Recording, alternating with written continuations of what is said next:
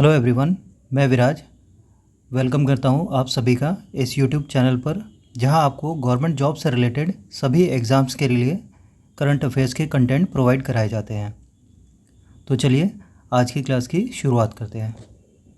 पहला क्वेश्चन है, what is the full form of VSHORAD and who developed it?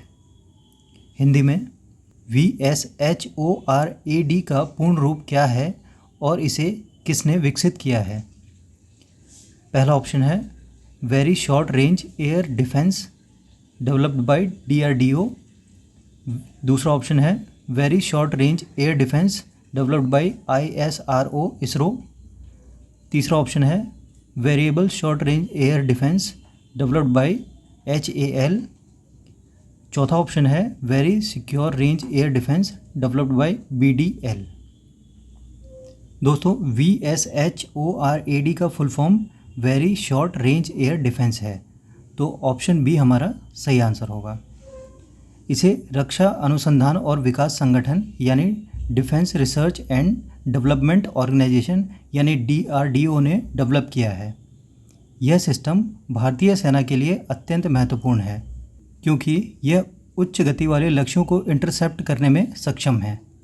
DRDO ने इसे भारतीय सेना की आवश्यकताओं के अनुसार डिज़ाइन किया है, जिससे यह पुराने एगला सिस्टम को रिप्लेस कर सके।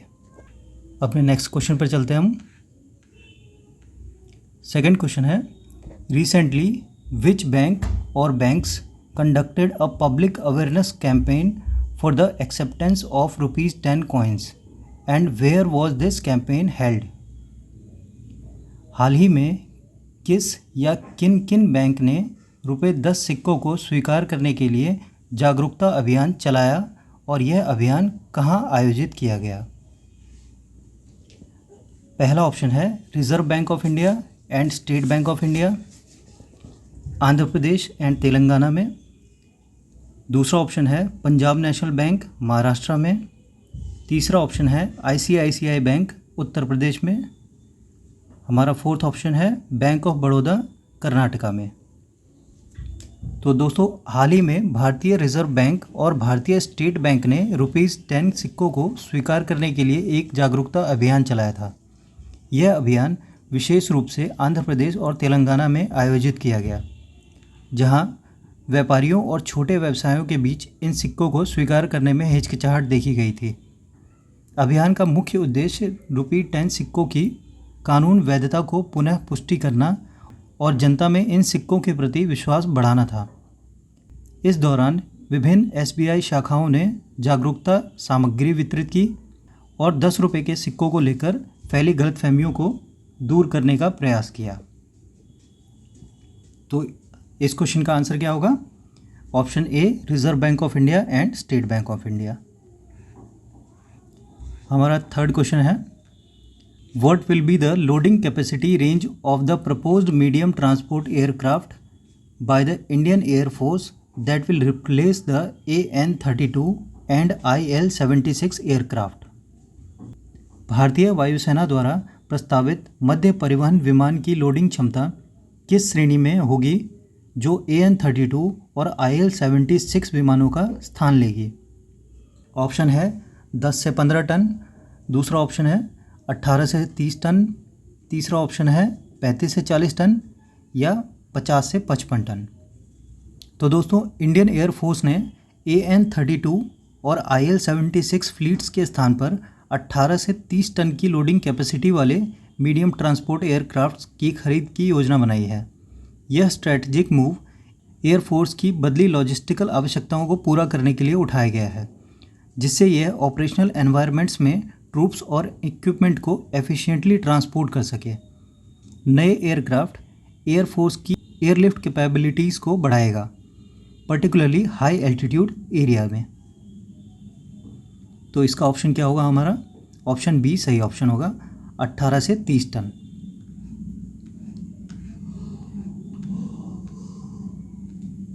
हमारा आज का चौथा क्वेश्चन है, what major is the Indian government considering to prevent counterfeit anti cancer drugs in the market? भारतीय सरकार कौन सा उपाय नकली कैंसर दवाओं को रोकने के लिए विचार कर रही है? हमारा पहला ऑप्शन है increasing the price of anti cancer drugs. दूसरा ऑप्शन है implementing QR codes on medication vials. तीसरा ऑप्शन है reducing the availability of anti cancer drugs. चौथा ऑप्शन है बैनिंग ऑल मेडिकेशंस। तो इसका सही ऑप्शन होगा implementing QR codes on medication vials. दोस्तों, भारतीय सरकार नकली कैंसर दवाओं को रोकने के लिए दवा की बोतलों पर QR कोड्स को लागू करने का निर्णय लिया है। QR कोड्स यानी क्विक रिस्पॉन्स कोड दवा की बोतलों पर लगाने का निर्णय इसलिए लिया गया है ताकि QR कोड्स को स्कैन करके जान सकें कि दवा असली है या नकली। साथ ही सरकार और डॉक्टर यह देख सकें कि दवा कहाँ से आई है, जिससे नकली दवाओं का पता लगाया जा सके।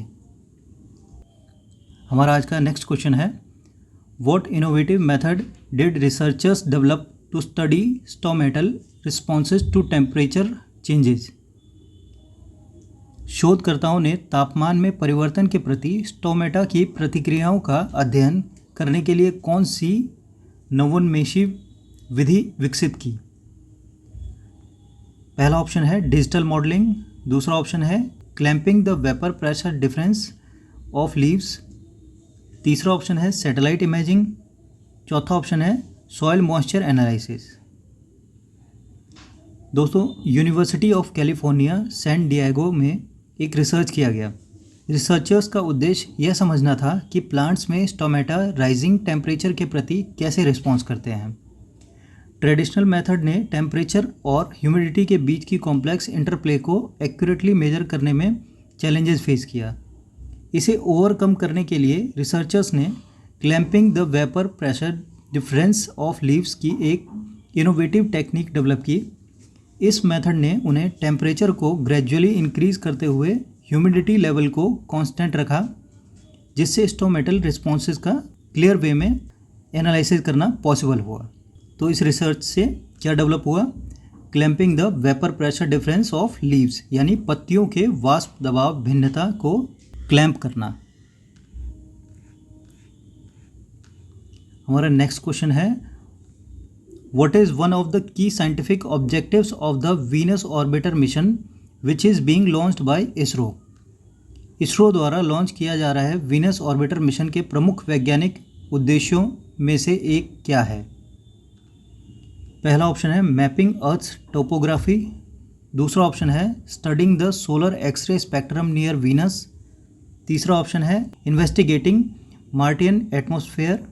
चौथा ऑप्शन है एनालाइजिंग ल्यूनर डस्ट। तो दोस्तों, इसका सही आंसर है studying the solar x-ray spectrum near Venus.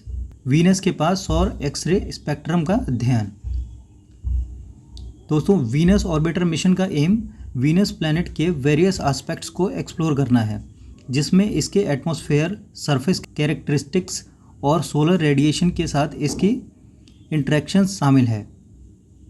इस मिशन के ऑब्जेक्टिव्स में से एक है वीनस प्लैनेट के पास सोलर एक्सरे स्पेक्ट्रम की स्टडी करना।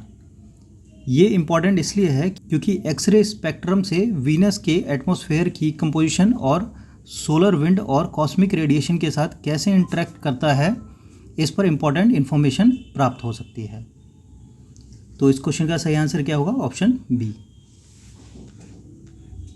Who at what milestone has been achieved in neurobiological research. Neurobiological अनुसंधान में किसने और कौन सा मील का पत्थर हासिल किया है? पहला ऑप्शन है mapping the entire brain of an adult fruit fly by Sebastian Seung and colleagues. दूसरा ऑप्शन है discovering a new species of fruit fly by John Doe. तीसरा ऑप्शन है developing a new drug for brain disorders by Jane Smith. चौथा option है analysing human brain functions by David Brown. तो इसमें option A आपका सही answer होगा, mapping the entire brain of an adult fruit fly by Sebastian Seung and colleagues. दोस्तों, वैज्ञानिकों की एक टीम जिसमें सेबेस्टियन सियोंग शामिल हैं ने एक एडल्ट फ्रूट फ्लाई ड्रोसोफिला मेलेनोगास्टर के पूरे ब्रेन का मैपिंग करके एक सिग्निफिकेंट माइलस्टोन हासिल किया है। इस टीम ने 1,39,000 से अधिक न्यूरॉन के बीच 50 मिलियन से अधिक कनेक्शंस की डिटेलिंग की। यह रिसर्च इसलिए महत्वपूर्ण है क्योंकि यह डिफरेंट स्पीसीज जिसमें ह्यूमंस भी शामिल हैं के ब्रेन फंक्शनिंग की समझ प्रदान करता है।